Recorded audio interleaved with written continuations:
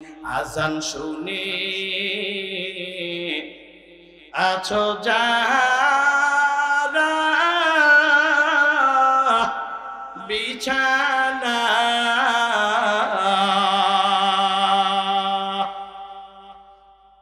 এদের জন্যে কাঁদেন নবী মদিনা তাদের জন্যে কাঁদেন নবী মদিনা আজান শুনে আছো যারা বিছানা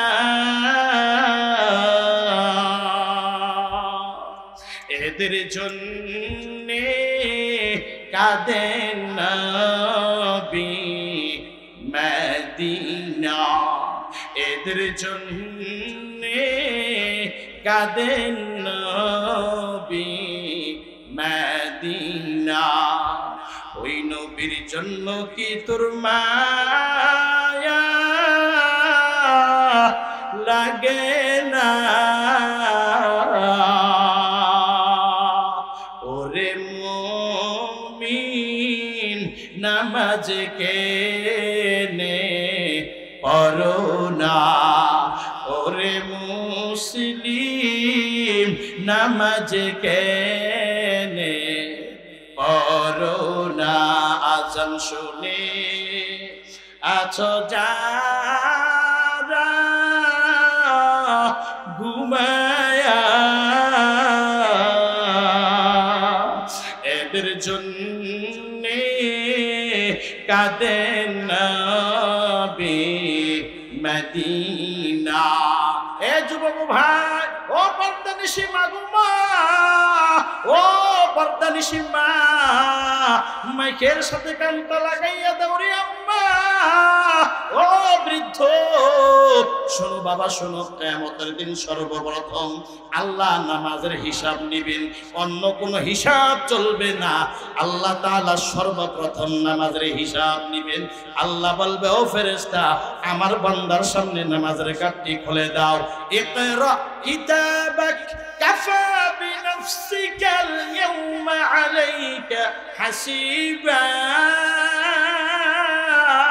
ও ফেরেশতা নামাজের কাঠটিটা আগে খুলে দাও ও যুবক ভাই কোনো সন্দেহ নাই নামাজের হিসাব আল্লাহ আগে নেবেন নামাজের মধ্যে যদি ত্রুটি হয় কোনো আমল দিয়ে আর বান্দা কাজ হবে না যতই তুমি হাজী সাহেব যতই তুমি দানবীর হও যতই তুমি নফল ইবাদত গুজার হও রে মুমিন তোমার নামাজের মধ্যে যদি ত্রুটি হয় আল্লাহর কসম নামাজের মধ্যে ত্রুটি যদি হয় তোমার কোনো আমল দিয়ে আর জান্নাতের দিকে আগানো যাবে না ও যুবক ভাই কেমন আমলওয়ালা ছিলেন সাহাবায়ে কেরাম নামাজের প্রতি এত মায়া নামাজের প্রতি এত দয়া নামাজের মায়ের নবী যুদ্ধের থেকে ফিরে আসার সময় যখন সন্ধ্যা হয়ে গেলেন একদম সূর্য অস্তমিত হয়ে গেল এমন অবস্থায় দুইজন সাহাবীকে ডাকিয়া বলেন ও সাহাবী তোমরা দুইজন পাহারাদারি করবা সব সাহাবায়ে কেরাম তাঁবুর মধ্যে থাকবে দুশমন থেকে বাঁচার জন্য দুইজন সাহাবীকে মায়ার নবী দায়িত্ব দেয়া দিলেন তোমরা তোমরা পর্যায়ক্রমে একজন জাগ্রত থাকবা আরেকজন ঘুমাইয়া যাবা যিনি ঘুমাবেন তিনি আবার পরবর্তী দায়িত্ব পালন করবেন দুইজন সাহাবী দায়িত্ব পাওয়ার পর হযরত মুআজ ইবনে জাবাল রাদিয়াল্লাহু তাআলা আনহু এই মুআজ ইবনে জাবাল রাদিয়াল্লাহু তাআলা আনহু সাহাবী এই সাহাবী যখন তিনি দায়িত্ব পালন করতেছেন তখন তিনি বসে বসে মনে মনে নিয়ত করছেন আহারে আমি সময় কাটাবো না বরং সময়টাকে কাজে লাগাবো ও যুবক ভাই আজকে আমরা সময় কাটাইয়া দেই বরং সময়টাকে কাজে লাগাই না আমাদের মধ্যে সাহাবায়ে কেরামের মধ্যে এত বিশাল পার্থক্য কেন বরং তারা সময়টাকে কাজে লাগাইছে বরং তারা সময়টাকে কাটায় নাই আমরা সময়টাকে কাজে লাগাই না বরং আমরা সময় কাটাই এ যুবক ভাই এই জন্য পায়ে হাত রেখে বলে, ও যুবক, কতকাল গুনার পেছনে সময় বের করবা, কতকাল ইচ্ছাধীন স্বাধীন দিন জীবনটাকে ধ্বংস করে দিবা। ওরে যুবক, না রে বাবা, না না না, নির্দিষ্ট সময় তোমার বেঁধে দেওয়া আছে। ওই নির্দিষ্ট সময় যখন রাত চলে আসবে রে বাবা, আল্লাহর পক্ষ থেকে যখন ফয়সালা চলে আসবে, আর একটা সেকেন্ড তোমাকে আমাকে দেওয়া হবে না। মুহূর্তের মধ্যে তোমার ওই প্রাণটাকে আল্লাহ কেড়ে নিয়ে যাবে। দুনিয়ার সব শক্তি মুহূর্তের মধ্যে ধ্বংস হয়ে যাবে রে বাবা। এই জন্য বলি বাবা, আয় এই কোরআন সুন্নাহর ময়দানে আয়, ঠকবি না। বরং এইখানে এসে যদি বসতে পারো, ওরে বান্দা, তোর জন্য আল্লাহ দরওয়াজা সব খুলে দিয়েছে। ও বান্দা, এক ফোঁটা চোখের পানি ফেলানোর সুযোগ তোর জন্য আল্লাহ করে দিয়েছে। আজীবন গুনাহ করেছো না বান্দা, আয় আয় আয়। আগামীকালকে যেহেতু এই ময়দানে বয়ান চলবে না, কোরআন সুন্নাহর ময়দানে বয়ান চলবে না, ওলামায়ে কেরাম তোকে ধরে ধরে ডেকে ডেকে বয়ান করবে না রে বাবা। এই রাত্রটা আজকের জন্যই শেষ, আগামীকালকে থাকবে না। আফসোস করে আয় ও যুবক ভাই, আফসোস করে আয়, ময়দানে এসে একটু বসে যাও, বয়ানটা শোনো, উলামায়ে কেরাম কি বলে একটু শোনো রে বাবা।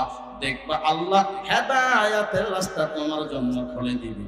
ওরে বান্দা, আগে তোমার জিকির করতে, কোরআন তেলাওয়াত করতে, নামাজ পড়তে ভালো লাগতো না, দেখবা অটোমেটিকলি এই ময়দানে যদি তুমি বসতে পারো, ওরে যুবক ভাই, এই ময়দানে যদি তুমি বসতে পারো আর বয়ানটুকু যদি শুনতে পারো আমলের নিয়তে, এক ফোঁটা চোখের পানি ছেড়ে দিয়া যদি তুমি মালিকের দরবারে কান্না করতে পারো, দেখবা অটোমেটিকলি আল্লাহ তোমার অন্তরটাকে পরিষ্কার করে দিয়েছে।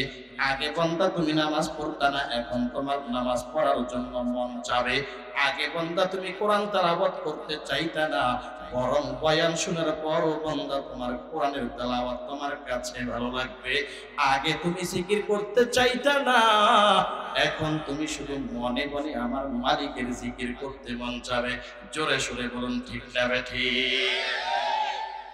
এই জন্যই হাকিমুল উম্মাত মুজাদ্দিদুল মিল্লাত শাহ আশরাফ আলী থানভী রাহমাতুল্লাহি আলাইহি কিতাবের মধ্যে লেখেন, যদি কোনো যুবক এই কোরআন সুন্নাহর ময়দানে বসতে পারো, ও যুবক ভাই, তোমার দুটো ফায়দা হবে।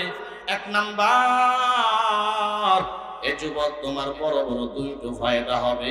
এক নম্বর ফায়দা হলো, ও বান্দা, আমার আল্লাহ অটোমেটিকলি তোমার ঈমানের পাওয়ার বাড়ায়া দিবে, ঈমানের পাওয়ার বাড়ায়া।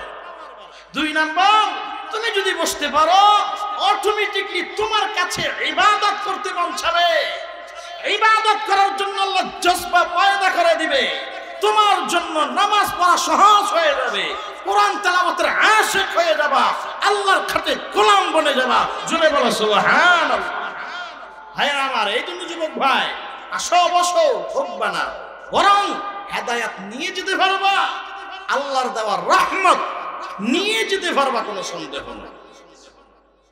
ভাইরা আমার, আল্লাহ বলেন কোরআনে হাকিমের মধ্যে, ফি জান্নাতি ইয়াতাসাআলুন আনিল মুজরিমিন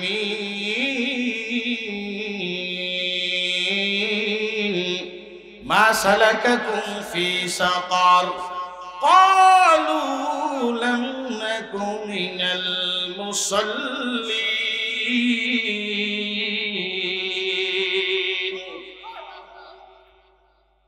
ফি জান্নাতি ইয়াতাসাআলুন, আজকের আলোচনা হচ্ছে, দুনিয়াতে টকশো হয়, বিভিন্ন দল একসাথে সংলাপে বসে, দুনিয়ার রাজনীতিবিদের কথক অবস্থা, মাঝে মধ্যে সংলাপ হয়, মাঝে মধ্যে টকশো হয়। আল্লাহ বলে, হে দুনিয়ার রাজনীতিবিদ, দুনিয়ার দলওয়ালারা শুনে নেয়, কত তো দল নিয়ে দুনিয়াতে চলো, কত মত নিয়ে চলো। আজকে দুনিয়াতে দলের অভাব নাই। আল্লাহ বলে, শোনো, আমার আদালতে দল হবে দুইটা। জোরে পাওয়ার দিয়া বলতে হবে, বলেন দল হবে কয়টা? আরো পাওয়ার দিয়া বলেন কয়টা? আল্লাহ বলেন, আমার কথা নয়, আপনাদেরও কথা নয়, দুনিয়ার কোন দার্শনিক বিজ্ঞানীর কথা নয়, স্বয়ং আল্লাহ বলেন দল হবে দুটো। ওই দুইটা দলের নাম আল্লাহ কোরআনের ভিতরে বলেছেন, আল্লাহর পবিত্র জবান দিয়ে বলেছেন, দল হবে দুটো। একটা দলের নাম হচ্ছে ফারিকুন ফিল জান্নাহ, একটা দলের নাম হলো জান্নাতি দল, ওয়াফারিকুন ফিস সাঈর আরেকটা দলের নাম হলো জাহান্নামীর দল। একটা হলো জান্নাতি দল, আরেকটা হলো জাহান্নামী দল। একটু পাওয়ার দিয়া বলেন, কথাটা বুঝে থাকলে বলেন, দল হবে কয়টা? একটা হলো জাহান্নামের, আরেকটা হলো জান্নাতের। এই চূড়ান্ত দল দুইটা। আল্লাহ কোরআনের অন্য জায়গার মধ্যে বলেন, ইন্নাল আবরারা লাফি নাঈম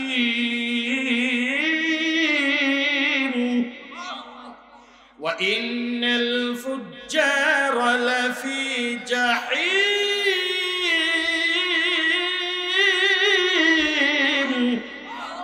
আল্লাহ বলে, হো দুনিয়ার মানুষ, নিশ্চয়ই যারা নেককার আমি আল্লাহ তাদের জন্য ঠিকানা জান্নাত বানায়া রাখলাম, আর যারা গুনাহগার ওদের জন্য আমি আল্লাহ ঠিকানা স্থান জাহান্নাম বানাইয়া রাখলাম।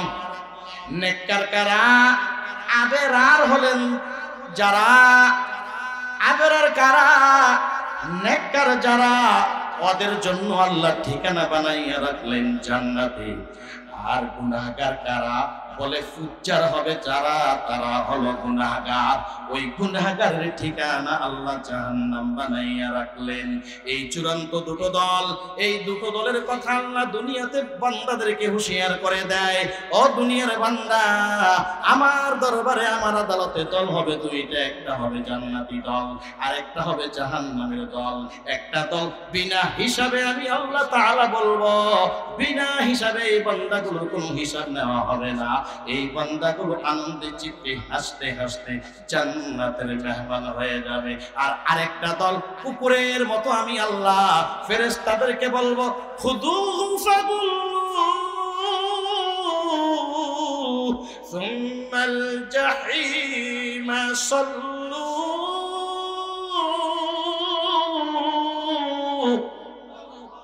আল্লাহ বলবেন, ও ফেরেশতা, অপরাধীদেরকে বেঁধে নাও, অপরাধীদের হাতের মধ্যে কড়া লাগাও, পায়ের মধ্যে কড়া লাগাও, এদেরকে জাহান্নামের দিকে টেনে নিয়ে যাও। এদেরকে 60 থেকে 70 হাত লম্বা জাহান্নামী শিকল দিয়ে এদেরকে বেঁধে নাও। এরা হলো বড় অপরাধী, এরা হলো গুনাহগার, এরা হলো জালিম, এরা হলো দুনিয়ার জালিম। এখানে কোরআন সুন্নাহর বয়ান হয়। ও কপাল পোড়া যুবক, তুই এখনো কেন হাঁটাহাঁটি করো? তুই এখনো কেন রাস্তাঘাটে হাঁটাহাঁটি করো? এখনো কেন তোর চায়ের দোকানে আড্ডা দাও? এখনো তুমি গল্প গুজবে সময় কাটাইয়া দাও? এ যুবক, তোর আমলনামা থেকে, জীবনের হায়াত থেকে এই রাত্রটা তো মাইনাস হইয়া গেল। ও যুবক, চিল্লাইবি কানবি, কাম হবে না। আফসোস করে করবি করবি করবি, কাম হবে না। আল্লাহ বলবেন, ফেরেশতা, অপরাধী যারা হবে, গুনাহগার যারা হবে, ওদের বাম হাতের মধ্যে আমলনামা দিয়া দাও।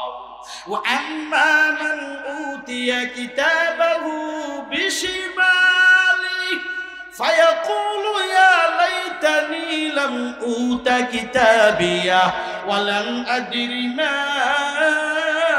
حسابيه يا ليتها كانت القاضية ما أغنى عني مالية هلك عني سلطانية خذوه فغلوه ثم الجحيم صلوه ثم في سلسلة ذرعها 70 ذراعا فاسلكوه إنه كان لا يؤمن بالله العظيم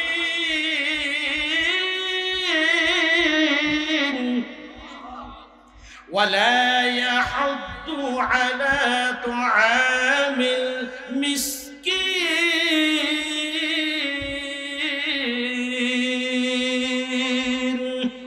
এই কালাম জিন্দা কুরআন হাকিম হিকমতে উলা ইয়াজালস্তু কাদিম জামিউল ইলম বিফিল কুরআনি হাকিম তাকাসারাত আনহু আফহামুল রিজালি বাখা কুরআন কালামুল্লাহ বাশানু কদিমাস্তি নয়নো। ও দুনিয়ার মুমিন ভাই, আফসোস করবি আর কান্না করবি, ডাক দেয়া বলবি, যেই নেতাদের পিছনে আমি ঘুরলাম দুনিয়ার নেতারা কই, ও আল্লাহ কেমন আমলনামা তুমি আমাকে দান করলা, এত ভয়ঙ্কর আমলনামা না দিলেও তো আরো ভালো হতো, ও আল্লাহ এমন ভয়ঙ্কর আমলনামা কিভাবে দিলা। এরে যুবক ভাই, কান্না করবি আফসোস করবি, কাম হবে না। আল্লাহ বলবে এরা হলো গুনাহগার, এদের জন্য আমি চিরস্থায়ী ঠিকানা জাহান্নাম বানায়া দিলাম, ওই জাহান্নামের মধ্যে তোর বসবাস করতে হবে। আল্লাহ তাআলা স্পেশাল একটা জান্নাতি ওয়ালাদেরকে পাওয়ার দিয়া দিবেন। ওদেরকে কেমন পাওয়ার দিয়া দিবেন? বলে ওই জান্নাতি মেহমানগুলো আল্লাহর কাছে বলবে, ও আল্লাহ, দুনিয়াতে একসাথে আমি চললাম, খেলার মাঠে একসাথেই খেললাম, চায়ের দোকানে একসাথেই চা খেলাম, ওরে আল্লাহ রাস্তাঘাটে একসাথেই আমি হাঁটলাম, একসাথেই আমি গল্প গুজব করলাম, অথচ আজকে তুমি আমাকে দয়ার নজরে জান্নাত দিলা। আমার বন্ধুটা কই কই, আমি আমার বন্ধুটাকে দেখতে চাই। আল্লাহ বলে, ও জান্নাতি মেহমান, তুমি তোমার বন্ধুকে দেখতে চাও? তোমার বন্ধু জাহান্নামের ঠিকানা বানায়া রাখছে, জাহান্নামের আযাবের মধ্যে আছে। আল্লাহ তাআলা বলবেন, ও জান্নাতি মেহমান শুনো, আজকে তুমি তোমার বন্ধুকে দেখতে চাও, যাও, আমি আল্লাহ পাওয়ার দিয়া দিলাম। আজকে তুমি তোমার জাহান্নামী বন্ধুদের সাথে টকশো করাইয়া দিব, ওখানে তুমি সংলাপ করতে পারবা, কথা বলতে পারবা। এমন জান্নাতে তোমাকে আমি আল্লাহ দান করব, এমন জান্নাতের মধ্যে তোমাকে বসবাসের ব্যবস্থা করব। অটোমেটিকলি তুমি তোমার জান্নাত থেকে তোমার বন্ধুর জাহান্নাম সব কিছু দেখতে পাবা। তোমার জান্নাত আমি আল্লাহ গ্যালাক্স করে দিলাম, গ্যালাস। ওই গ্যালাসের আয়না দিয়ে তুমি জাহান্নাম দেখতে পাবে। তোমার বন্ধু জাহান্নামের আযাবে জ্বলছে। ও যুবক, আজকে মনে হয় তোমার কান সুখ বয়ান। ও যুবক ভাই, কেমনে সহ্য করবি রে বাবা? আফসোস করবি, কান্না করবি, নিজের হাত নিজের চাবি খেয়ে ফেলবি। না না না, আর তোকে বিন্দু পরিমাণ সুযোগ দেওয়া হবে না। আর বলবি, রে আল্লাহ। মুফাসসিরিনে কেরাম বলেন, আল্লাহকে যখন বান্দা জাহান্নামে থেকে ডাকবে, আল্লাহ করে শব্দ বলবে, আল্লাহর রাগান্বিত আরো বেড়ে যাবে, গোসা আরো বেড়ে যাবে, আল্লাহর জালালিয়ত আরো বেড়ে যাবে। ফাযুকু ফালান নাযিদাকুম ইল্লা আযাবা। আল্লাহ বলবে, ও ফেরেশতারা, এই বান্দার আওয়াজটাকে বন্ধ করে দে। এই বান্দা যেন আমি আল্লাহরে ডাকতে না পারি। ওই অপরাধীর আওয়াজ আমি আর শুনতে চাই না। এ বড় অপরাধী, এ বড় জালিম, ওই আজকে সাক্ষীলে ময়দানে কত সুন্দর কোরআনের বয়ান। এর যুবক, বাহাদুরি করিয়া করিয়া তুই রাস্তা দিয়া চলো।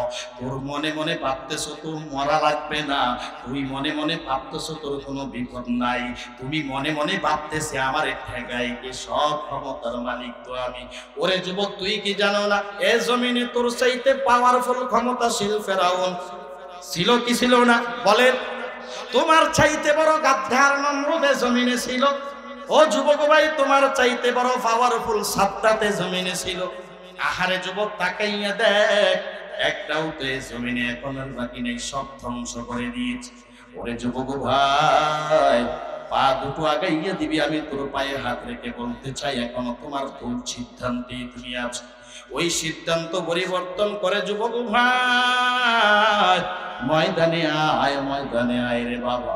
ওরে আল্লাহর গোলাম, এইভাবে সব জাহান্নামীরা আর্তনাদ করতে থাকবে, কান্না করবে।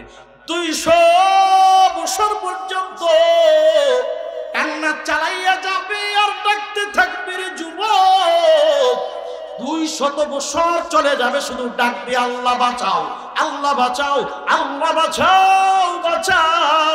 সহ্য করতে পারি না, জাহান্নামের আযাব সহ্য করতে পারি না। না না না না না, আমার আল্লাহ শুনবেন না, শুনবেন না। 200 বছর অতিবাহিত হওয়ার পর আল্লাহ তাআলা শুনবেন বান্দা কি কয়, কি কয়। দেখে বান্দা আল্লাহরে ডাকতেছে, আল্লাহ আরো রাগান্বিত হয়ে ফেরেশতাদেরকে বলবে, ও ফেরেশতার দল, বরং আমার এই জালেম বান্দাদের শাস্তি বাড়ায়া দাও, শাস্তি বাড়ায়া দাও, শাস্তি বাড়াইয়া দাও, ওদের শাস্তি আরো দীর্ঘায়ু করে দাও। ওই জান্নাতি মেহমান ডেকে বলবে, আল্লাহ আমি আমার ওই বন্ধুটাকে দেখতে চাই, যেই বন্ধুর সাথে একসাথে জীবনটা কাটাইলাম, আজকে আমার বন্ধু কই? আল্লাহ বলবে জাহান্নামের আসামি হয়ে গেছে। আল্লাহ তাআলার কাছে ওই জান্নাতি মেহমান ডেকে বলবে, আল্লাহ একটু শক্তি দাও, একটু সুযোগ করে দাও। আল্লাহ তাআলা ওই জান্নাতি মেহমানদের কথাটা শুনবেন এবং সুযোগ করে দেওয়া হবে। জাহান্নামী সব বন্ধুদেরকে কাছাকাছি নিয়ে আসবেন, আল্লাহ জান্নাতিওয়ালা মেহমানদেরকে একটু কাছাকাছি আনবেন। এবার জান্নাতি মেহমানগুলো ওই জাহান্নামের বন্ধুদেরকে দেখতে পেয়ে চিনে ফেলবেন আর ডেকে ডেকে বলবেন, মা সালাকাকুম ফি সাকার, মা সালাকাকুম ফি সাকার। ও অপরাধী বন্ধু, জাহান্নামে তুমি কেন আসছো? জাহান্নামে তুমি কেন আসছো রে বন্ধু? তুমি একটু বলো। একসাথেই তো চললাম, আজকে আল্লাহ আমারে জান্নাতের মেহমান বানাইলো, তুমি কেন জাহান্নামে আসছো? এমন কি অপরাধ করলা, এমন কি জুলুমমূলক কাজ করলা, অত্যাচারমূলক কাজ করলা, যেই কাজের কারণে আল্লাহ অসন্তুষ্ট হইয়া তোমারে জাহান্নামের আসামি বানায়া দিয়েছে? এ পর্যায়ে জাহান্নামী বন্দীরা ডেকে বলবেন, قالوا لم نك من المصلين।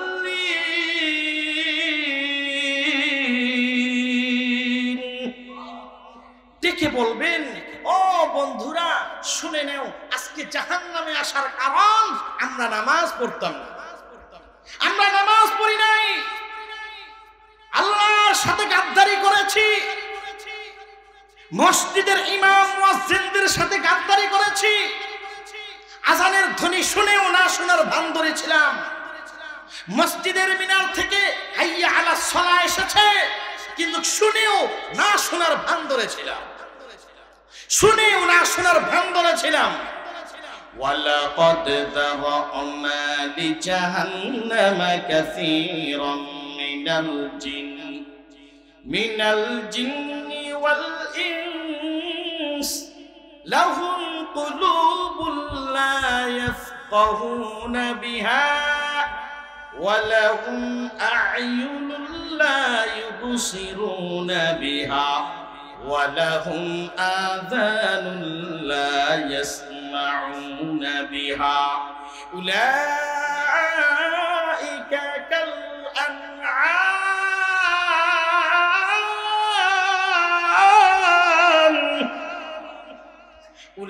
উলাইকা কাল আন'আমি বাল হুম আদাল উলাইকা হুমুল গাফিলুন। আল্লাহ বলবে, আমি দুনিয়াতে জিন এবং ইনসান তোদেরকে সৃষ্টি করলাম। ওরে বান্দা, কেন করলাম শোন। আমি আল্লাহ তাআলা তোদেরকে শ্রবণ শক্তি দিলাম, আমি আল্লাহ তাআলা তোদেরকে দৃষ্টি শক্তি দান করলাম, আমি আল্লাহ কলব নামক সম্পদ আমি আল্লাহ তোদেরকে দান করলাম। ওরে বান্দা, এতটা সত্ত্বেও আমি আল্লাহর হুকুমগুলো মানলা না, আমি আল্লাহর হুকুম তুমি শোনার পরও আমি আল্লাহর হুকুম বাস্তবায়ন করলা না। শোনো শোনো শোনো দুনিয়ার মুমিন, মুমিন, হে যুবক ভাই সাতক্ষীরের মুসলমান, ও সাতক্ষীরের মা শুনে নাও মা, ও সাতক্ষীরের যুবক ভালো করে শুনে নাও। এতটা সত্ত্বেও আমার আল্লাহ বলেন, আমি আল্লাহ দুনিয়াটা সব তোদের খাদেম বানায়া দিলাম, গোটা দুনিয়া তোদের খাদেম বানায়া দিলাম। আমি আল্লাহর গোলামি করবি বান্দা, আমি আল্লাহ হুকুম দিয়া দিলাম। মসজিদের মিনার থেকে আজানের ধ্বনি আসবে, আর বিলম্ব করবি না, সব কিছু ফালাইয়া দৌড়াইয়া আমার কুকুতি কদমে সেজদা দিবি। আমি আল্লাহ তোদেরকে হুকুম করলাম। না রে বান্দা না, কোন হুকুম তুমি বাস্তবায়ন করলা না। আমি আল্লাহ রাগান্বিত হইয়া ধিক্কার জানাইলাম। উলাইকা কাল আনআম। এ যুবক, সাতক্ষীরের যুবক, তোর ভিতরে আর কুকুরের মধ্যে কোনো পার্থক্য নাই। না রে যুবক ভাই, দুনিয়াতে আমার আল্লাহ বলেন আমি তোর সম্মানী দান করলাম, মর্যাদা দিয়া দুনিয়াতে আমি আল্লাহ সৃষ্টি করলাম, সৃষ্টির সেরা আমি আল্লাহ তোরে বানাইলাম। অথচ তোর চলাফেরা উঠা বসার কারণে, তোর আদর্শের কারণে ওরে বান্দা আমি আল্লাহ ধিক্কার তোরে জানাইলাম। বান্দা না, তোরে আর সম্মান দেওয়া যাবে না, বরং রাস্তার কুকুর যেই হালাতে আছে তার যেমন সম্মান পজিশন, আমি আল্লাহ রাস্তার কুকুরের মতো তোর পজিশন বানায়া দিলাম। শুধু পজিশন না, ও আল্লাহ বলে বালহুম আদল, ওই রাস্তার কুকুরের চাইতে আমি আল্লাহ তাআলা তোর সম্মান কমায়া দিলাম। জোরে বলো নাউজুবিল্লাহ। তোর সম্মান কুকুরের চাইতে কম। বালহুম আদল, একটা কুকুরের ভেতরে 10টা গুণ আল্লাহ তাআলা দিয়েছেন। কুকুরের ভেতরে 10টা গুণ আছে। ওরে বান্দা হাইওয়ান, তোর ভেতরে 10টা গুণও নাই, কুকুরের চাইতে অদম হয়ে গেল। ও দুনিয়ার যুবক ভাই শুনে নাও, কেন জাহান্নামে আসছো? বলবে আমরা নামাজ পড়তাম। জাহান্নামে আসার কারণ হলো আমরা নামাজ পড়তাম না। নামাজের সময় যখন আসতো, মসজিদের দিকে না আসে চায়ের দোকানে আড্ডা, বিভিন্ন টিভির দোকানে আড্ডা, বিভিন্ন গল্ফের মহলে আড্ডা। ওরে যুবক ভাই, রক্তের গরমে আজকে তুই কত বাহাদুরি করিয়া চলো। শুনে নাও আল্লাহর কোরআনের এই বাণীগুলো শুনে নাও। আল্লাহ বলবে জাহান্নামী আলাদেরকে আমি জাহান্নামে ঢুকাইয়া দিব। কেন? 1 নম্বর অপরাধ, এদের 1 নম্বর অপরাধের কারণ হলো তারা নামাজ পড়তো না। নামাজ পড়তো না। নামাজ পড়লো শুধু শুক্রবারে মুসল্লি, সপ্তাহে একদিন শুধু শুক্রবার মসজিদে যাইয়া নামাজ, সামনের কাতারে তারা নামাজ পড়ে, তারপর 2 রাকাতের বেশি নামাজ তারা পড়তে পারে না। ইমাম সাহেব সালাম ফিরাইতে দেরি হয়। ওরে শুক্রবারে মুসল্লি, তুমি অন্যের জুতা নিয়ে দৌড়াইয়া বাসায় ফালাইতে দেরি করে না, এমন মুসল্লি আছে না নাই? যাইয়া দেখে, পায়ের দিকে তাকাইয়া দেখে ইমাম সাহেবের জুতা নিয়ে আছে। বিবি কত তাড়াতাড়ি খানে ধরে তাড়াতাড়ি জুতা নিয়ে আবার মসজিদের সামনে যা, কপাল পোড়া। এমন মুসল্লি, জুমার নামাজ শুধু সালাম ফিরাইতে দেরি, ওই যুবক ঘরের দিকে দৌড়াইতে দেরি করে না। ওরে কপাল পোড়া মুসল্লি, তোমার জন্য আমার আল্লাহ হুঙ্কার ছেড়ে দেন, ফাওয়াইলুল লিল মুসাল্লিন।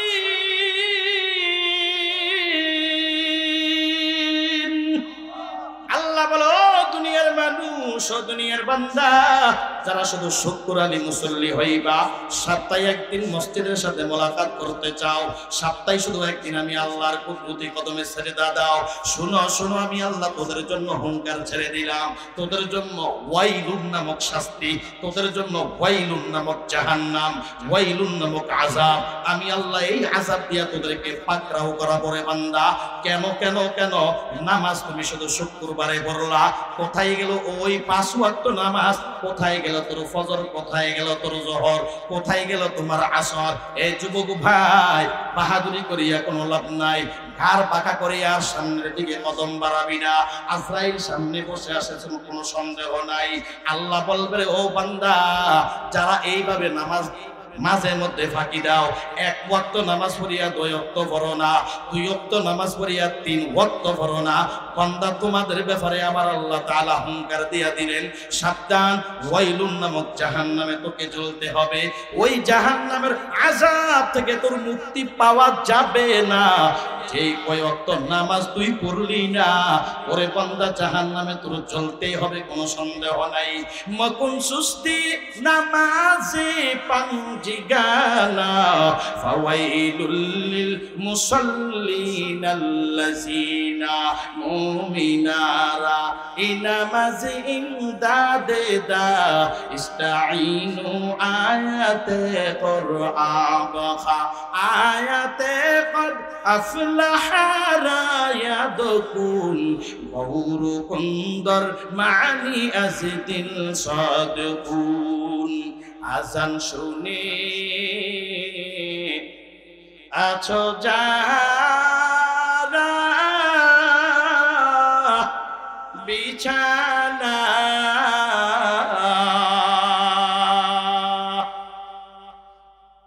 এদের জন্যে কাঁদেন নবী মদিনা, তাদের জন্যে কাঁদেন নবী মদিনা। আজান শুনি আছো যারা বিছানা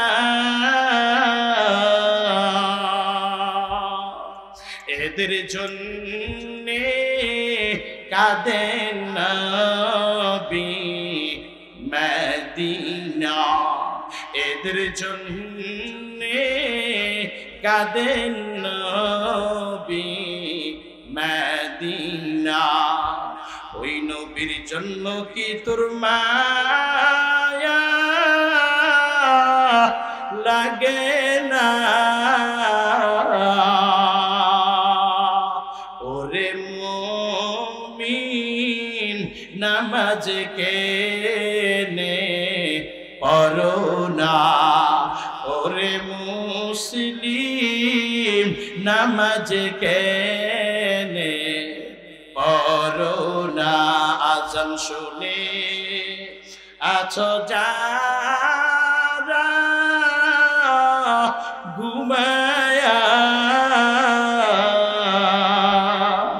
এদের জন্যে কাঁদেন নবী মদিনা।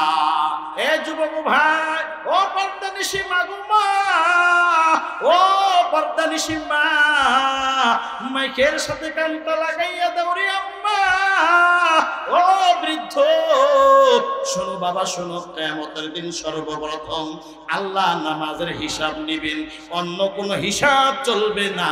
আল্লাহ তাআলা সর্বপ্রথম নামাজের হিসাব নিবেন।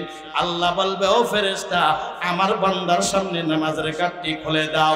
ইকরা কিতাবাক কাফা বিনফসিকাল ইয়াওমা আলাইকা হাসিবা। ও ফেরেশতা, নামাজের কাঠটিটা আগে খুলে দাও। ও যুবক ভাই, কোনো সন্দেহ নাই নামাজের হিসাব আল্লাহ আগে নিবেন। নামাজের মধ্যে যদি ত্রুটি হয়, কোনো আমল দিয়ে আর বান্দা কাজ হবে না।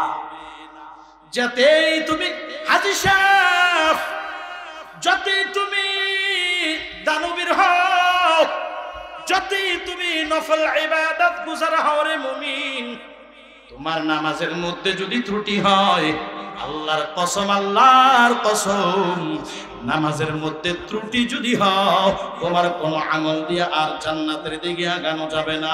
ও যুবক ভাই, কেমন আমলওয়ালা ছিলেন সাহাবায়ে কেরাম, নামাজের প্রতি এত মায়া, নামাজের প্রতি এত দয়া। নামাজের মায়ার নবী যুদ্ধের থেকে ফিরে আসার সময় যখন সন্ধ্যা হয়ে গেলেন, একদম সূর্য অস্তমিত হয়ে গেল, এমন অবস্থায় দুইজন সাহাবীকে ডাকিয়া বলেন, ও সাহাবী, তোমরা দুইজন পাহারাদারি করবা, সব সাহাবায়ে কেরাম তাবুর মধ্যে থাকবে। দুশমন থেকে বাঁচার জন্য দুইজন সাহাবীকে মায়ার নবী দায়িত্ব দেয়া দিলেন, তোমরা প্রায়ক্রমে, তোমরা পর্যায়ক্রমে একজন জাগ্রত থাকবা, আরেকজন ঘুমাইয়া যাবা। যিনি ঘুমাবেন তিনি আবার পরবর্তী দায়িত্ব পালন করবেন। দুইজন সাহাবী দায়িত্ব পাওয়ার পর হযরতে মুআজ ইবনে জাবাল রাদিয়াল্লাহু তাআলা আন, এই মুআজ ইবনে জাবাল রাদিয়াল্লাহু তাআলা আনহু সাহাবী। এই সাহাবী যখন তিনি দায়িত্ব পালন করতেছেন তখন তিনি বসে বসে মনে মনে নিয়ত করছেন, আহারে আমি সময় কাটাবো না, বরং সময়টাকে কাজে লাগাবো। ও যুবক ভাই, আজকে আমরা সময় কাটাইয়া দেই, বরং সময়টাকে কাজে লাগাই না। আমাদের মধ্যে সাহাবায়ে কেরামের মধ্যে এত বিশাল পার্থক্য কেন? বরং তারা সময়টাকে কাজে লাগাইছে, বরং তারা সময়টাকে কাটায় নাই। আমরা সময়টাকে কাজে লাগাই না, বরং আমরা সময় কাটাই। ঠিক কিনা বলো? সময় আমরা কাটাই। কেমনি কাটাও? একজন আরেকজনকে জিজ্ঞাসা করে, কি ব্যাপার তোমার সময় কেমনে কাটে? কয় কি কয় না? কয় সময় কেমনে কাটে? তো একটা কয় সময় কেমনে কাটে বুঝো না? মোটামুটি ফেসবুকের মধ্যে মোটামুটি রাত পার করে দেই, কিছুক্ষণ সময় ফেসবুকে কাটাইয়া দেই, কিছুক্ষণ সময় ইউটিউবে কাটাইয়া দেই, কিছুক্ষণ সময় গল্প গুজবে কাটাইয়া দেই। এইভাবে আমাদের সময় কেটে যায়। সাহাবায়ে কেরাম সময় কাটাইতেন না, বরং সময়টাকে কাজে লাগাইতেন। মুআজ ইবনে জাবাল রাদিয়াল্লাহু তাআলা আনহু মনে মনে চিন্তা করেন, আমি এখন বসে থাকবো, শুধু দাঁড়াইয়া থাকবো, দাঁড়াইয়া সময়কে আমি কাটাবো না, বরং আমি সময়কে ইবাদতের মাধ্যমে আমি কাজে লাগাইয়া দিব। জোরে বলো আল্লাহু আকবার। একটু পাওয়ার দিয়া বলেন আল্লাহু আকবার। এ মুসলমান, আমরা সিংহের জাত, আমরা বিড়ালের জাত নয়। একটু আওয়াজ দিয়া বলতে হবে আল্লাহু আকবার। লিল্লাহি তাকবীর, লিল্লাহি তাকবীর। এ মুসলমান গো, নোয়াখালীর সাতক্ষীরার যুবক, ভালো করে শুনে নেওয়া হয় যুবক ভাই। আজকে সারা পৃথিবীর বেঈমান বিজাতি ওরা রসুলের মতো এক হয়ে গেল। রসুলের মুখ যদিও এক হয়, পাছা কিন্তু ভিন্ন দিকে। জোরে কও ঠিক না বে ঠিক? সারা পৃথিবীর বেঈমান বিজাতি ওরা সব এক হয়ে গেছে। কিভাবে মুসলমানকে ধ্বংস করা যায়, কিভাবে মুসলমানকে উৎখাত করা যায়, মুসলমানকে ঈমান আমল কিভাবে ধ্বংস করা যায়। এ মুসলমান, আজকে আমরা মুসলমান হইয়া, আমরা সেই বীরের সন্তান হইয়া, আমরা সেই শাহজালালের সন্তান হইয়া, আমরা সেই শাহপরানের সন্তান হইয়া, আমরা সেই ওমরের সন্তান হইয়া, আবু বকরের সন্তান হইয়া আজকে মুসলমানের ঐতিহ্য হারিয়ে ফেললাম। মুসলমানের সাহস, মুসলমানের বীরত্ব, মুসলমানের যোগ্যতা আমরা হারিয়ে ফেলেছি। জোরে কাও ঠিক না বে ঠিক? এ সাতক্ষীরার যুবক, শুনে নে, শুনে নে, শুনে নে। এইভাবে যদি 100 বছর আল্লাহ হায়াত দেয়, 100 বছর পর্যন্ত যদি এইভাবে বিড়ালের মতো থাকো, আল্লাহর কসম করে বলি ও যুবক, দেখবা একের পর এক পর্যায়ক্রমে বেঈমান বিজাতি ওরা মুশরিকের বাচ্চা, ইহুদির বাচ্চাগুলো, ওই সকল বেঈমানের বাচ্চাগুলো মুসলমানকে কচু কাটা করার জন্য প্রস্তুত হয়ে যাবে। জনগণ ঠিক কিনা? এ মুসলমান, হুঙ্কার ছেড়ে দাও, হুঙ্কার ছেড়ে দাও। কারণ মুসলমানের তো কামান নাই, বিমান নাই, অস্ত্র নাই। মুসলমানের সবচাইতে বড় অস্ত্র হলো আল্লাহু আকবার। জোরে জোরে বলো আল্লাহু আকবার। এ মুসলমান, আল্লাহু আকবারের ধ্বনি দিয়ে সামনে আগাবি, সারা পৃথিবীর বেঈমান বিজাতি ওদের অন্তরের মধ্যে কম্পন শুরু হয়ে যাবে। জোরে কও ঠিক না বে ঠিক? এ মুসলমান গো, ঘুমাইয়ার থাকবা না। দেখো বহুভাবে মুসলমানকে বিভিন্ন ভাবে চতুর্পাশ থেকে মুসলমানকে মারার জন্য চেষ্টা চলছে। বিভিন্ন একটা মহল, একটা কুচক্রী মহল এই সোনার বাংলাদেশের মধ্যে একটা দাঙ্গা এবং হাঙ্গামা শুরু করার জন্য প্রস্তুত হয়ে গেছে। জোরে কোন ঠিক না বে ঠিক? দুঃখ লাগে, আফসোস হয়, ৯২ মুসলমানের দেশে মুসলমানের সন্তানকে বেঈমান হইয়া কিভাবে জবাই করতে পারে। এই দেহের মধ্যে এক ফোঁটা রক্ত থাকতে আমরা কোনোদিন সহ্য করে নিব না। ঠিক কিনা বলো? মুসলমান প্রস্তুত থাকো। মুসলমানকে চিনতে ভুল করেছে, আমাদের সেই ইতিহাস আমরা ভুলে যাই নাই।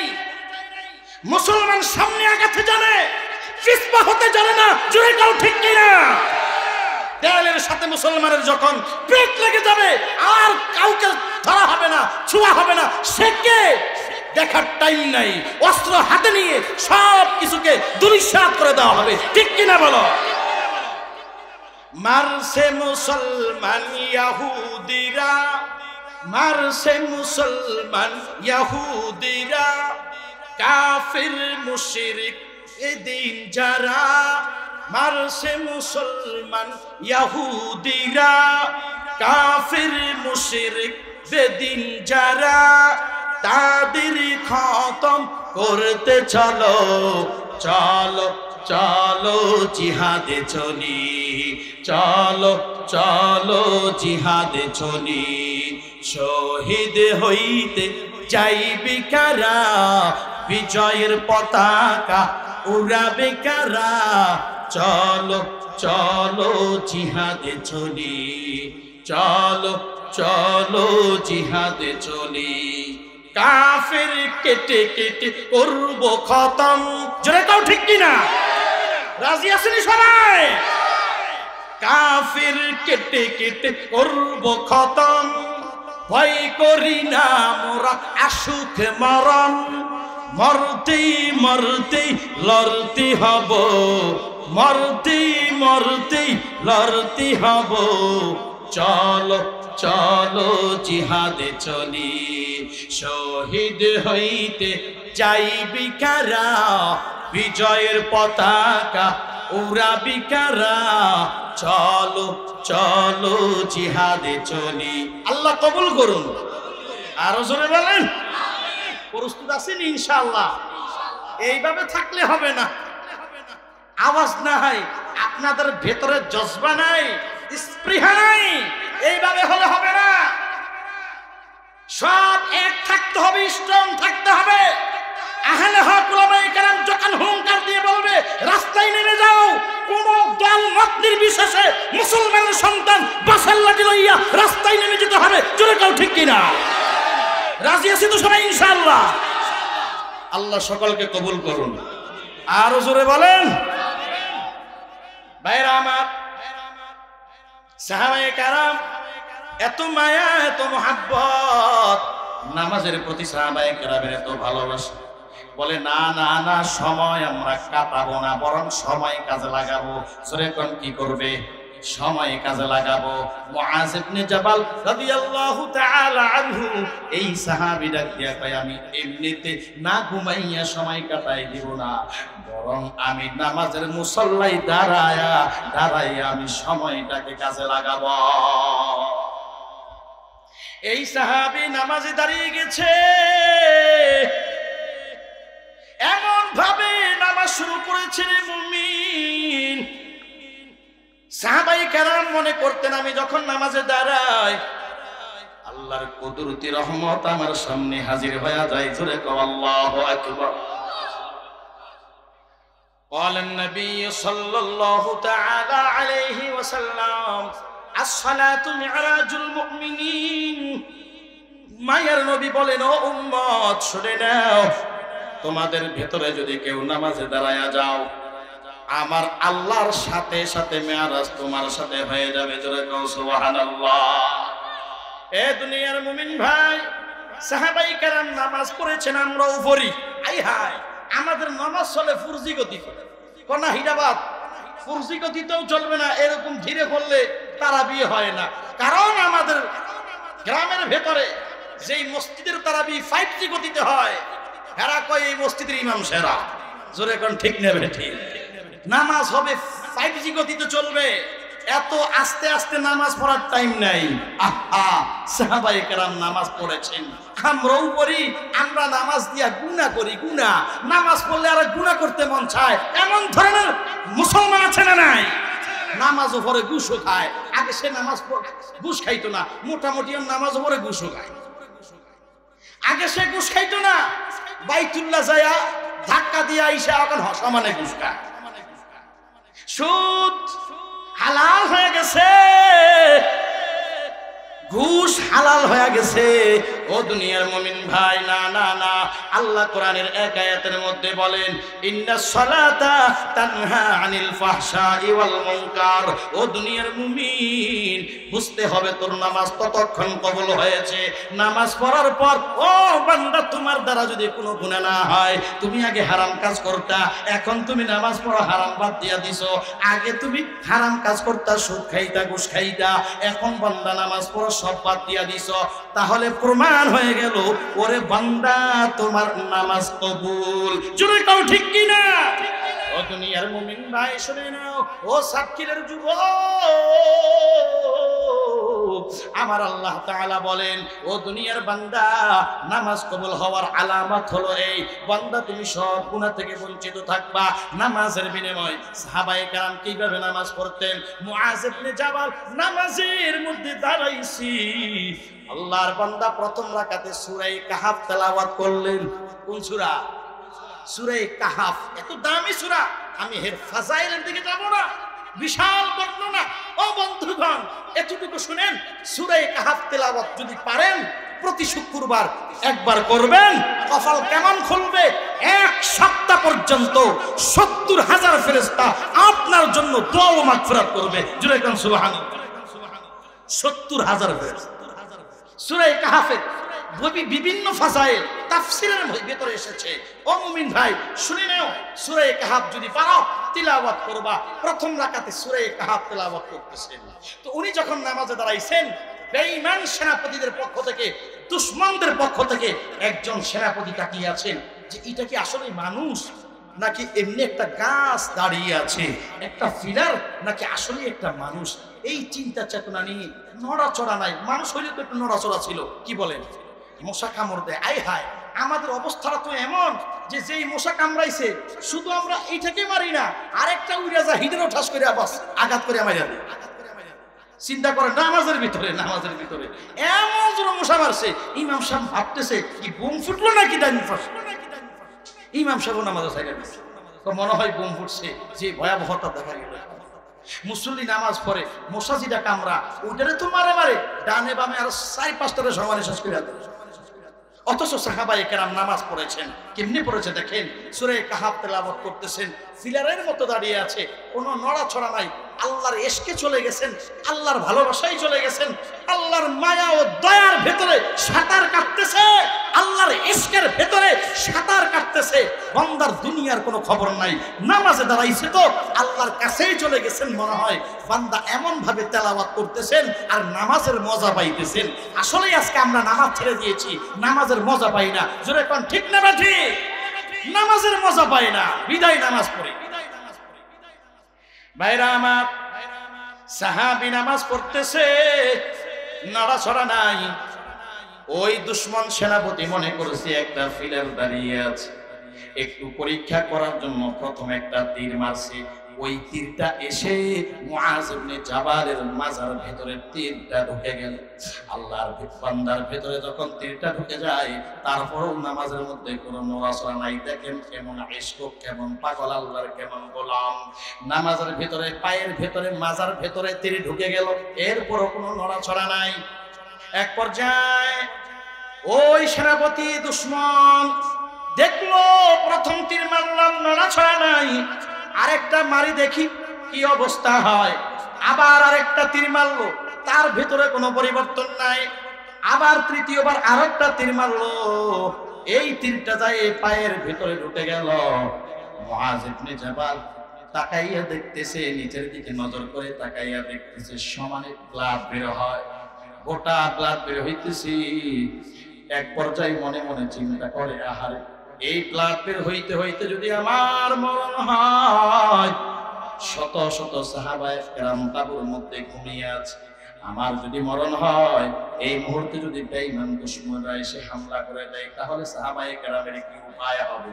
এক পর্যায়ে মনে মনে এই নিয়ত করার পরে তাড়াতাড়ি নামাজটা মোটামুটি শেষ করে ওই যে সাহাবী সাআদ ইবনে আবি ওয়াক্কাস, এই সাহাবীকে জাগ্রত করে দেয়, ও ভাই তাড়াতাড়ি দেখো আমার পা থেকে রক্ত বের হইয়া জমিন ভাসমান হয়ে যায়।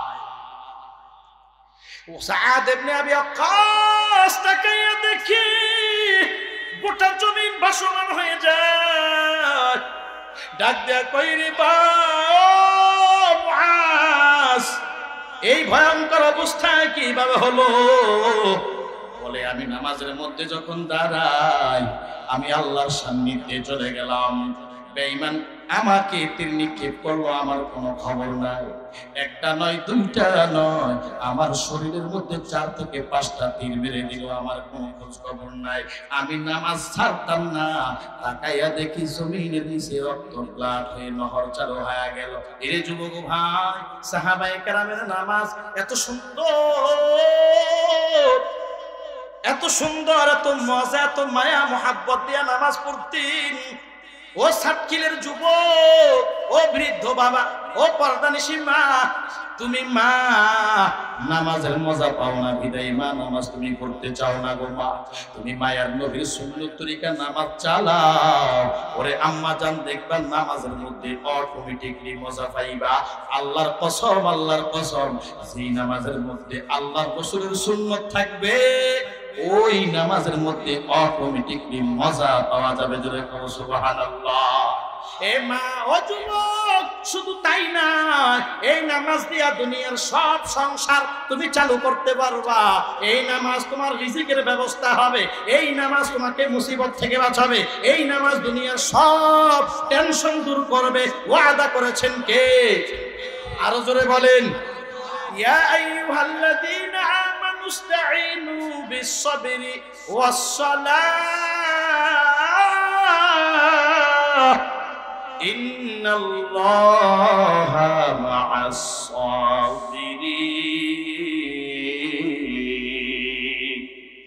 এ দুনিয়ার মুমিন ভাই, হে যুবক শুনে নাও, আমার আল্লাহ তাআলা ডাক দিয়া বলেন, ও দুনিয়ার মুমিন শুনো, আমি আল্লাহর কাছে সাহায্য চাবা দুটো জিনিসের মাধ্যম। এই দুইটা জিনিস দিয়ে আমি আল্লাহরে পাইবা। এক নাম্বার, ও বান্দা তুমি নামাজ পড়ে আমি আল্লাহর কাছে চাও। ওরে বান্দা, তোর চাইতে দেরি হবে, আমার আল্লাহ দিতে দেরি করবেন না। একটা যুবক, ওই যুবকের টাকা নাই, পয়সা নাই, বড় গরিব, ওই যুবক তার যুবতী বউকে নিয়ে, বিবিকে নিয়ে একটা ছনের ঘরের মধ্যে বসবাস। ওরে আল্লাহর বান্দা, স্বামী এবং স্ত্রী আল্লাহর কাছে ডেকে ডেকে বলে, আল্লাহ আমার ঘরে কোনো খানা নাই, আমার ঘরে কোনো পানি নাই, কিছুই নাই, আমরা বড় অসহায়। ওরে আল্লাহ, একটাই মাত্র সম্পদ, শুধু নামাজ পড়ি, আল্লাহ তুমি ব্যবস্থা করে দাও। জুমার দিন শুক্রবার এই যুবকটা মসজিদের মিনার থেকে যখন আযান শুরু হয়ে গেল, এই যুবক হঠাৎ করে মসজিদের দিকে রওনা হয়ে গেল। রওনা হয়, হঠাৎ করে বিবি ডাক দিয়া কয়, ও স্বামী আমার, তুমি কোন দিকে দৌড়াও? স্বামী ডাক দিয়া কয়, এ বিবি, আল্লাহর ঘর মসজিদের মিনার থেকে আযান এসেছে গো। এ বিবি, আমাকে আর ডাকবে না, আমি আল্লাহর ডাকের সাড়া দিতে চলে যাই। বিবি ডাক দিয়া কয়, ও স্বামী শুনো, ঘরের চুলার মধ্যে 3 দিন কোনো আগুন নাই। ও স্বামী, আল্লাহর ঘরের দিকে তুমি যাও, ভালো কথা, তোমাকে আমি আর বাধা দিব না। তবে স্বামী শুনে নাও, ঘরের মধ্যে 3 দিন চুলায় আগুন নাই, ওই আটার দোকানের মধ্যে আমাদের আটাগুলো রাখা আছে, গমের বস্তা রেখে আসছো। ও স্বামী, ওই দোকানটা বন্ধ হয়ে যাবে 3 দিন পর্যন্ত, আর খুলবে না। ও স্বামী শুনে নাও, আজকে যদি তুমি আটার বস্তা না নিয়ে আসো এই সময়, এই দোকান বন্ধ হয়ে গেলে দোকান আর খোলা হবে না। এবার স্বামী বেচারা ডাক দিয়া কয়, বিবি, আমি আল্লাহর জন্য পাগল, আল্লাহর ধনী মসজিদের মিনার থেকে এসেছে, ও বিবি আর পিছন দিক থেকে ডাকবা না, আমার আল্লাহই তোমার আদার ব্যবস্থা করে দিবে, টেনশন করবা না। এই স্বামী আর পিছনের দিকে তাকাই নাই, সামনে কদম আবার বাড়ানো শুরু করে দিল। এক পর্যায়ে বিবি ডাক দিয়া কয়, ও স্বামী ভালো কথা শুনো, তুমি আল্লাহর ঘরে যাও। ও স্বামী শুনে নাও, তুমি আল্লাহর ঘরে যাও, যাও, ভালো কথা শুনো, শুনো, আমার ঘরের গোয়াল ঘরের মধ্যে যেই গরু ওই গরুটাকে এমন কোন হিংস্র প্রাণী মনে হয় হামলা করে ওই গরুটাকে ধাওয়া করে দিল, জঙ্গলায় পলাইয়া গেল। ওই গরুটাকে যদি তুমি না নিয়ে আসো মনে হয় বাঘে খেয়ে ফেলবে, আর গরু পাওয়া যাবে না। ও স্বামী তুমি মসজিদে যাও, কোনো বাধা নাই। স্বামী বেচারা চিন্তায় পড়ে গেলেন কোন দিকে যাব, মসজিদে নামাজ পড়ার জন্য যাব না গোয়াল ঘরের দিকে যাব। এক পর্যায়ে চিন্তা করার পর ওই স্বামী বেচারা আবার সামনের দিকে কদম বাড়ায়। বিবি ডাক দিয়া কয়, ও স্বামী, ওই যে ক্ষেতের মধ্যে ধান লাগাইছো ওই ধান ক্ষেতটা শুকায়া গেছে, পার্শ্ববর্তী ক্ষেতওয়ালা তার ক্ষেতের মধ্যে পানি দেয়। এখন যদি তুমি একটু যাও তোমার ক্ষেতের মধ্যে তুমি পানি দিতে পারবা। এবার যুবক বেচারা চিন্তা করে গেলেন মসজিদে যাব না দুনিয়ার কাজের দিকে যাব। তিন সমস্যা। জোরে বলেন সমস্যা কয়টা? আরো জোরে বলেন কয়টা? এইদিকে মনোযোগ। কয়টা সমস্যা? এ বন্ধুগণ, এখানে এসেছেন, আপনাদের কি মনে কষ্ট হয়? আপনারা এখানে বয়ান শোনার জন্য বসেছেন, আসলে কি কষ্ট হয়? কি ছেড়ে দিব না থাকবো? এ বন্ধুগণ, থাকবেন তো ইনশাআল্লাহ? মুনাজাত টুকু দিয়ে বাসায় যাবেন। রাজি আছেন কারা কারা? দুটো হাত উঠাইয়া দেখা, একটু হাতটা নাড়া দেন, হাতটা নাড়া দেন। লিল্লাহে তাকবীর। আরো জোরে বলেন লিল্লাহে তাকবীর। আল্লাহ তুমি কবুল করো, সকলে বলো আমিন। আরো জোরে বলেন আমিন। বন্ধুগণ, হাতটা উঠাইয়া ওয়াদা করেছেন কার সাথে? জোরে বলুন, জোরে বলুন, জোরে বলুন। আল্লাহর সাথে। বলেন, আল্লাহর চোখ নাই? আল্লাহ দেখে কি দেখে না? ও বন্ধুগণ, ডানে বামে তাকাইয়া দেখেন, যুবকের অভাব নাই, মানুষের অভাব নাই। তবে শোনো, এই ময়দানে যারা এসেছে এরাই আল্লাহর খাঁটি গোলাম। জোরে বলেন আলহামদুলিল্লাহ। আল্লাহ আপনাকে আমাকে কবুল করেছে। তবে সাবধান, নেকের কাজ করতে গেলে শয়তান বাধা দেয়। আছে না নাই? শয়তান বলবে, এ না না, শেষ পর্যন্ত থাকিস না, তোর কপাল পড়ে যাবে। বলেন, এই ধরনের ওয়াসওয়াসাগুলো শয়তান দিবে, যে কোনো মুহূর্তে আপনাকে এখান থেকে উঠাইয়া নিবে। অতএব এমন যদি কোনো ওয়াসওয়াসা আসে আস্তাগফিরুল্লাহ পড়বেন, ইনশাআল্লাহ ছেড়ে দিব। সময় বেশি নিব না, একটু থাকবেন, কপাল খুলে যাবে। ওয়াদা করেছেন আল্লাহর সাথে, আল্লাহ অবশ্যই দেখেছে।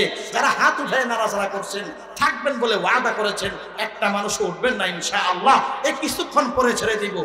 সবাই থাকবেন তো ইনশাআল্লাহ? আল্লাহ কবুল করুন, সকলে বলুন আমিন।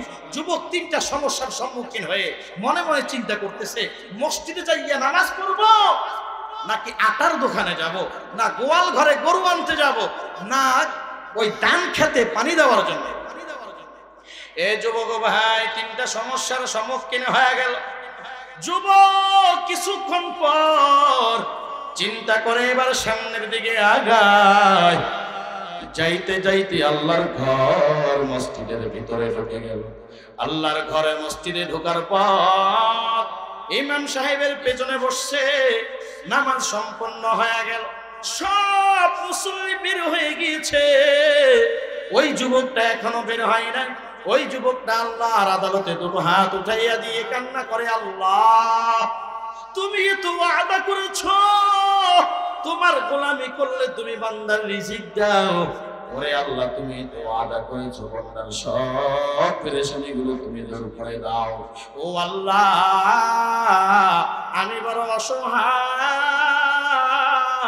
ওরে আল্লাহ, আমার ঘরে খানা নাই। ওরে আল্লাহ, আমার গোয়াল ঘরে গরু নাই, ধান খেতে পানি নাই। সব দুনিয়ার ব্যস্ততা ফালাইয়া তোমার দরবারে চলে আসছি রে মালিক। ওই বান্দা এমন ভাবে কান্না করেছি, বান্দার চোখের পানি জমিনে পড়ে গেল।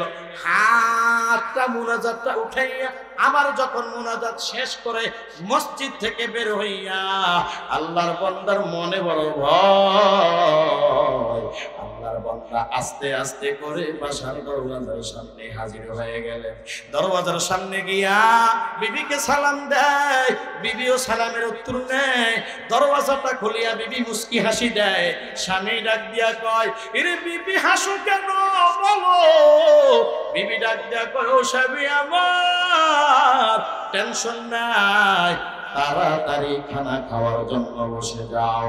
স্বামী ডাক দিয়া কয়, ও বিবি, আমি তো ঘরে আটা আনি নাই, খানা কোথা থেকে আসলো?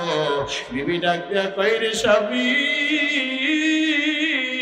তুমি যখন মসজিদের দিকে যাও একজন মুসাফির অপরিচিত বান্দা আমার ঘরে রাখার অবস্থাটা দোকান থেকে মাথায় করে আমার ঘরে দিয়া সালাম দিয়া চলিয়া গেল।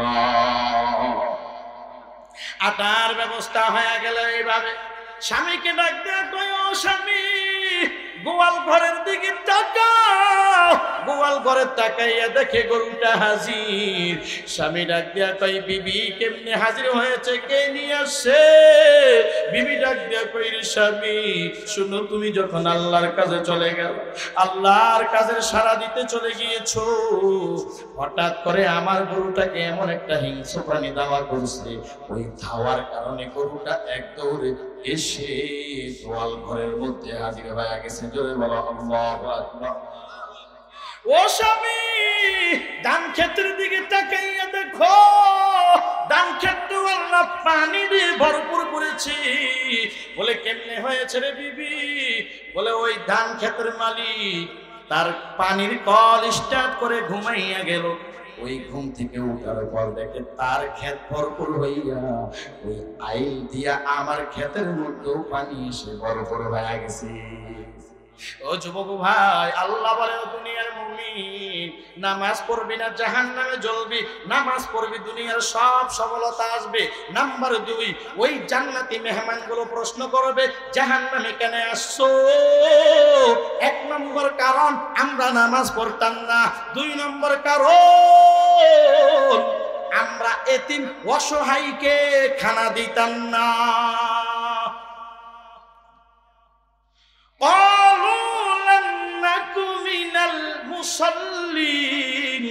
ولن نكن نطعم المسكين।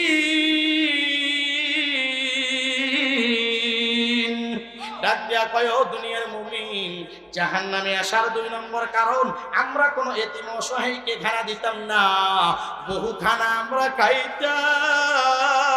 ওরে আজকে তাকাইয়া দেখো, দারুল উলুম মুহিয়্যিস সুন্নাহ মাদ্রাসা, ওরে বাবা তোমাদের এই ঐতিহ্যবাহী মাদ্রাসা, কত এমন অতিম অসহায় ছাত্র আছে রে বাবা, ঠিক মতো 3 বেলা খানার টাকা দিতে পারে না। মাদ্রাসার আলুর ভর্তা তাও দিয়ে 3 বেলা খানা খেয়ে জীবন কাটাইয়া যায়। আমার সাথে আলোচনা করে তারা বলে, ও হুজুর, চামড়ার ভিতরে কষ্ট দিয়া দিয়া এই তিল তিল করে মাদ্রাসা বছর যাবত যেই মাঠের মধ্যে বয়ান হয় রে বাবা, এই মাদ্রাসা গোটা এলাকার জন্য রহমত, এই মাদ্রাসা গোটা এলাকার জন্য বরকত। এমন সন্তান, অথচ আলুর ভর্তা ডাল দিয়ে খানা খেয়ে হাফেজে কোরআন হয়। ওরে বাবা 3 বেলা খানাও ঠিক মতো খেতে পারে না। এই দ্রব্য মূল্যের বাজার, এত কষ্ট মাদ্রাসাওয়ালাদের হয়। এই বোর্ডিংটা সচল রাখতে কত টেনশন হয় রে বাবা। ও যুবক ভাই, তুমি মরে যাবা, আমি মরে যাব, থেকে যাবে জীবনের সবচাইতে দামি সম্পদ। আল্লাহর কসম, আল্লাহর কসম, নিয়ত যদি ভালো হয়, ইখলাস যদি ভালো হয়, ওরে যুবক ও বৃদ্ধ বাবা, কাম চলা কিছু অর্থ দিয়া এই মাদ্রাসাটাকে যদি দাঁড়া করাইতে পারো, তুমি কবরে শুইয়া থাকবা সদকায়ে জারিয়া দান। ওরে আল্লাহ কিয়ামত পর্যন্ত তোমার আমার কবরের মধ্যে আল্লাহ হাফেজে কোরআনের অটোমেটিকলি 24টা ঘন্টা সওয়াব তোমার আমার কবরে পৌঁছে যাবে। সুবহানাল্লাহ। এ বৃদ্ধ মুরব্বী বাবা, ও যুবক ভাই, এই জন্য পায়ে হাত রেখে বলতে চাই রে বাবা, এই মাদ্রাসা যখন জমে যাবে, 5 তলা 3 তলা মাদ্রাসা হয়ে যাবে, জান্নাতের বাগান হয়ে যাবে। সারা